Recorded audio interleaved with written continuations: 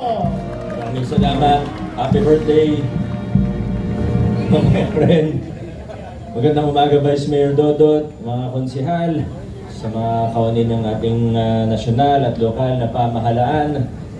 Una, maraming salamat sa Boy Scouts of the Philippines. Talagang punta po kayo dito ng 6:30 ng umaga. Maraming salamat po. Pasensya na, medyo mainit. Wala na po akong magawa dyan. Pero ito pong Youth Empowerment Award na binigay po sa atin kanina.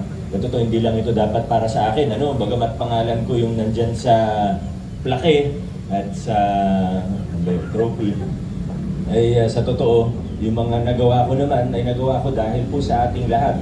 Diba, yung mga suporta natin sa Boy Scouts, hindi naman po yung galing sa akin lamang, hindi galing sa ating lahat, galing sa mga Pasigyanyo. At in Pasig City, we take youth empowerment seriously, we take nation building seriously. And the Boy Scouts of the Philippines plays a crucial role in both youth empowerment and nation building. Kaya maraming salamat po sa inyo. Pagpatuloy po ninyo sana ang magagandang ginagawa ng Boy Scouts of the Philippines sa Pasig at sa buong Pilipinas. Maraming salamat. Congratulations din po sa inyo. Si Coach Paul, nabigyan din ng award yan, pero natanggap niya personally, kaya hindi kasi ako nakapunta doon. Sa mga nabigyan ng parangal ng Praise Committee, sa ating Employees of the Month, ang masaya mga taga-accounting Ayan ang gusto nating makita, may team spirit, Congratulations, alam kong deserve nyo yan. Huwag nyo nang iritan yung mga nanalo kasi para sa mga pamilya nila yan. Okay. Ngayon naman po, ito, may mga bagay lang po na siguro hindi masyadong masaya, pero kasama po sa trabaho natin. Alam niyo naman, mula 2019, ang isa sa pangunahing layunin natin ay maglinis ng pamahalaan at higit pa rito, baguhin ang kultura ng paggogobyerno, baguhin ang kultura ng gobyerno para masanay tayo at isabuhay natin ang isang pamahalaan, paggogobyerno na maayos, malinis, bukas, at may pananagutan sa taong bayan. Kaya pag meron po tayong nakikita na hindi maganda o hindi tama, hindi po tayo nagbubulag-bulagan. Ano man ang posisyon, sino man ang may sala, anumang opisina ng galing, talagang siniseryoso po natin. Noong nakaraang linggo, meron po tayong 2 kawani ng ating lokal na pamahalaan na nasuspended.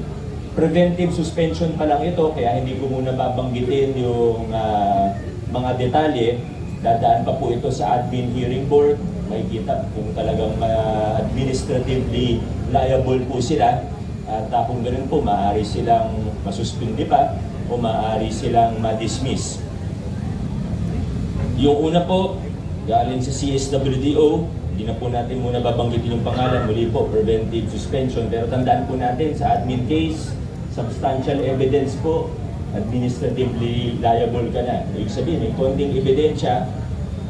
Minsan, alam naman kasi natin, pero ang hirap paghanap ng ebidensya, di po ba? Pero sa admin case, basta may substantial evidence, yun na po yun. Yung ating kasama mula sa CSWDO, na huling nagsusulisit sa kontraktor ng opisina. Ito isang bagay siguro na maaaring nakasanayan po natin sa gobyerno na parang wala lang, hindi naman suhol to o hindi naman na-award na naman. Okay na siguro humingi ng pa-birthday, humingi ng pang-Christmas party. Pero pag contractor po yan, lalong-lalo na pag mayroong pong kontrata sa atin, lalong-lalo na pag ongoing ang kontrata, hindi po tama yun. Hindi po tama yun. Kaya nga tinigil natin yung practice. Diba dati yung mga contractor sa City Hall, kung ano-anong binibigay, pati pag Christmas party, para ako. Mula noong 2019, December, pinatigil natin yun. Ngayon, may mga ibang empleyado, siguro hindi pa na-realize o maaaring alam niya, hindi ko naman alam kung ano nangyayari sa utak niya, hindi ko na alam paano siya mag-isip. Makikita rin natin yan sa admin hearing board, kung ano yung talagang pakay niya o intention niya. Pero malinaw na bawal po yun at hindi natin kukonsintihin yun. Yun po yung una. Pangalawa po, meron tayong empleyado mula sa Treasury o sa City Treasurer's Department na umamin naman siya na tumatayo siya na parang fixer ng mga kliyente. So, yun, malinaw naman na hindi tama at pinagbabawal po yan. Yun po yung dalawa. At meron pa tayong ibang nasa legal department for investigation. Ngayon naman po, maaaring nagtatanong yung iba tungkol sa iba't ibang preventive suspension sa mga barangay. At dahil ongoing pa nga po yung mga kaso sa Blue Ribbon Committee, ayoko pong pangunahan ng ating Blue Ribbon Committee. At sa ngayon, preventive suspension pa lang po yan dahil kahit paano nakita na kumbaga nagpe-preventive suspension para hindi makapag-interfere. Kasi pwedeng gamitin yung kapangyarihan para pagtakpan yung ebidensya, pwede gamitin yung kapangyarihan bilang kapitan, bilang kagawad, para takutin o intimidate yung ibang magiging witness, kaya po sila preventively suspended. Hindi pa po ito penalty.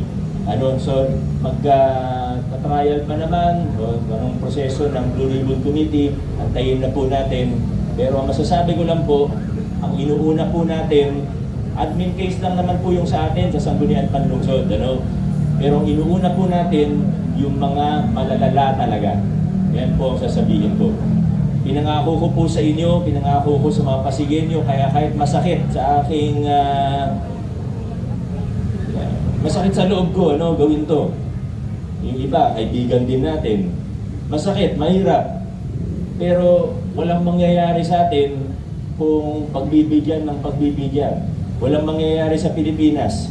Nakita naman natin kung gaano kalala hanggang sa from national to barangay, di ba? Yung iba, hindi natin nilalahat, marami pong matino sa gobyerno. Pero kung hahayaan natin ang hahayaan, yung mga gumagawa ng yung hawak nila yung pera, yung 70% ng community development fund nila naka-advance na sa kanila, at pag nakolekta na yung 30% dito, hindi natin alam yung 70% nagamit ba talaga yan para sa mga tao. At kahit nagamit, illegal pa rin yun. Pero alam naman natin, pag hawak mo na yung pera, wala nang accountability yan. Meron tayong nababalitaan hanggang sa personal expenses, dyan na kinukuha. Pati renta ng bahay, dyan na kinukuha. Hindi po pwede na pumayag tayo, na ganito tayo habang buhay. Kung first term natin, nag-ayos tayo, mula 2019, nag-ayos tayo, inayos muna natin yung malalaki, procurement sa City Hall. Diba? Inayos natin. Second term, may mga nakita pa tayong maliliit, nag-ayos pa rin tayo. Hindi naman natin mape-perfecto, may dalawa nga tayo na suspended, pero maliliit na lang yun. Pero ngayon, di ba, nung nag-umpisa yung third term natin, sinabi ko, pinangako ko sa inyo na kailangan tumagos ang mga reforma ng city level hanggang sa barangay, at ito na po yun. Kaya sa mga sumusuporta, sa mga tumutulong, lalo na hanggang sa mga ordinaryong mamamayan na tumutulong, ito lang po ang masasabi ko sa inyo. Bukod sa pasasalamat ay konting paalala lang din na opo, kailangan mag-demand tayo ng accountability sa ating mga opisyales, pero balansehin din natin. Ibig sabihin, huwag naman tayo yung naghahanap ng mali. Hindi naman din tama yun. Pag may magandang ginagawa, kilalanin din natin. Marami rin naman magandang ginagawa ang mga barangay officials natin sa iba't ibang barangay. Pero oras na may makita tayong hindi tama, lalo na pagtungkol sa pondo ng taong bayan, kailangan magsalita po tayo. Hindi tayo dapat magbulag-bulagan, magmangmangan, na kunyari wala tayong nakikita. Yung iba kasi lalo na pag medyo nakinabang lang ng konti, hindi na magsasalita. O kaya medyo natakot, naintindihan naman natin, minsan nakakatakot talaga. Pero para sa bayan, kailangan magsalita po tayo. At pag nakarating naman po sa atin dito sa City Hall, sa Sangguniang Panlungsod, ang assurance namin sa lahat, ay magiging patas tayo, evidence-based. Di natin titingnan kung kaninong pangalan ang nakasulat dyan. Di natin titingnan kung sinong kakilala niyan, kundi evidence-based lang po tayo. Kung anong sinasabi ng ebidensya, yun lang po tayo. At hindi rin namin magagawa ito, yung mga reforma na ginawa natin sa city level, hindi po yan tatagos sa barangay kung hindi po nagtutulungan ang nakararami sa mga Pasigueño. Kaya sa mga tumutulong at sumusuporta dito sa ating hangarin at sa ating ginagawa, maraming salamat po. Muli po sa ating mga kasama ngayong umaga, pasensya na po, medyo seryoso ang ating dulong bahagi ng mensahe ngayong flag racing, lalo tuloy uminit ang panahon, pero hindi ko na masyadong habaan din dahil parami yung payong na nakabukas. Maraming salamat. Good morning. Have a great week, everyone. Adjourn na po tayo.